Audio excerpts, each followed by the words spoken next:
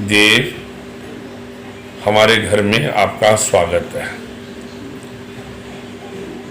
इससे पहले मैं राधा कृष्ण विनाशक शिव चैनल से अपना नाता तोड़ दिया था मैंने गुस्से में, क्योंकि मैं कुछ डालना चाहता था जो करमनजोत सिंह भसीन ने पोस्ट करने से इनकार कर दिया था कि ये हमारी एडिटोरियल पॉलिसी के खिलाफ है। तो मुझे गुस्सा आया और मैंने बोला आज के बाद मेरा राधा कृष्ण विनाशक टीवी से कोई रिश्ता नहीं है।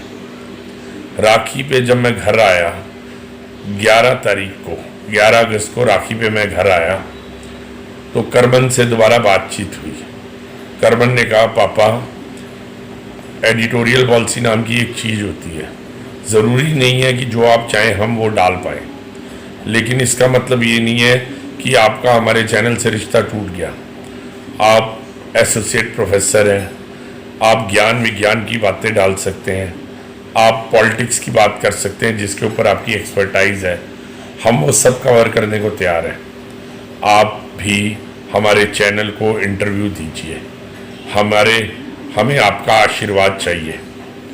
तो मैंने सोचा इस बारे में और ये फैसला लिया कि हाँ, मेरे जो कुछ पर्सनल मुद्दे हैं उनको छोड़ के जो एकेडमिक इश्यूज़ हैं जो एकेडमिक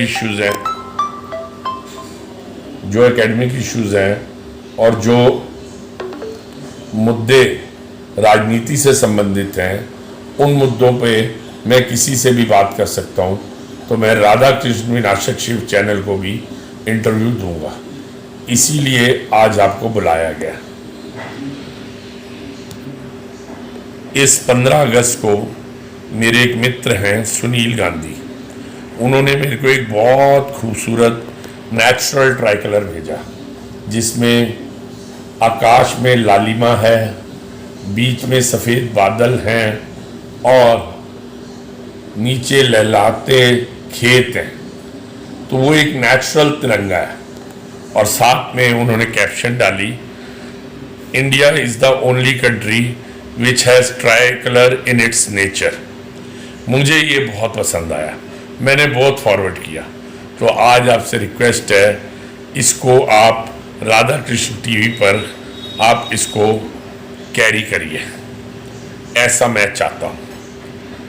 एक पीछे दुखद खबर मिली कि राकेश झुनझुनवाला की डेथ हो गई है। वो सिर्फ 62 साल के थे। ये कोई मरने की उम्र नहीं है, बिग बोल, ये कोई मरने की उम्र नहीं है और बहुत कामयाब आदमी थे वो। मेरे पास कई अफसोस आए, मैंने ये कहा अफसोस मत करिए, एक महान आदमी जाता है पृथ्वी पर तो दूसरा महान आदमी आ जाता है। पृथ्वी को कभी कमी नहीं होती, लेकिन इंसानों को अपना ख्याल रखना चाहिए। इंसानों को सिर्फ कमाने की जगह अपनी सेहत का भी ख्याल रखना चाहिए।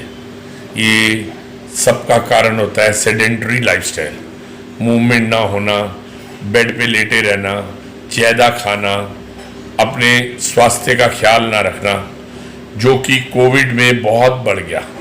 कोविड में 2 साल लोगों की मूवमेंट कम थी, इसमें झुनझुनवाला जी ने बहुत पैसा बनाया, इवन एक एयरलाइन भी क्रिएट कर ली, लेकिन उन्होंने अपने स्वास्थ्य का ख्याल नहीं रखा। उन्होंने एक इंटरव्यू में कहा मैं अपना खाना, अपनी ड्रिंक्स अवॉइड नहीं कर सकता, और वॉक भी नहीं कर रहे थे, वॉक भी बहुत कम कर रहे थे, ज़्यादातर वो अपने बेड पर थे। तो इसी का नतीजा उनकी आकस्मिक मृत्यु हो गई। मुझे उनकी मृत्यु का अफसोस बहुत है, क्योंकि वो एक बहुत काबिल आदमी थे, वारन बफेट के लेवल के आदमी थे, लेकिन अपनी मृत्यु के जिम्मेदार वो खुद थे। इसीलिए मैं सबको ये शिक्षा देना चाहता हूँ कि आप कमाएं, आप तरक्की करें, लेकिन साथ साथ अपनी सेहत का भी ख्याल रखें, ताकि आपने जो वेल्थ क्रिएट की है उसको भोगे भी आप। उस चीज़ का फ़ायदा नहीं है कि पूरी दुनिया के लिए आपने वेल्थ क्रिएट की और आपके अपने लिए कुछ बचा ही नहीं, आप अब खुद कुछ भोग ही नहीं पाए। एक और करमन से बात हो रही थी, बहस हो रही थी, बात हो रही थी कि हमारी जनरेशन्स में क्या फ़र्क है। करमन अभी 22 साल का है और मैं 56 साल का हूँ।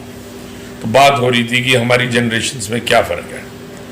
करमन ने कहा, पापा आपके ज़माने में ना इंटरनेट था, ना आपके पास मोबाइल फ़ोन था, आपके पास ये नहीं था, वो नहीं था, वो नहीं था, आप जीते कैसे थे? तो मैंने कहा, करमन हमारे पास ऐसा कुछ था जो आपके पास नहीं था।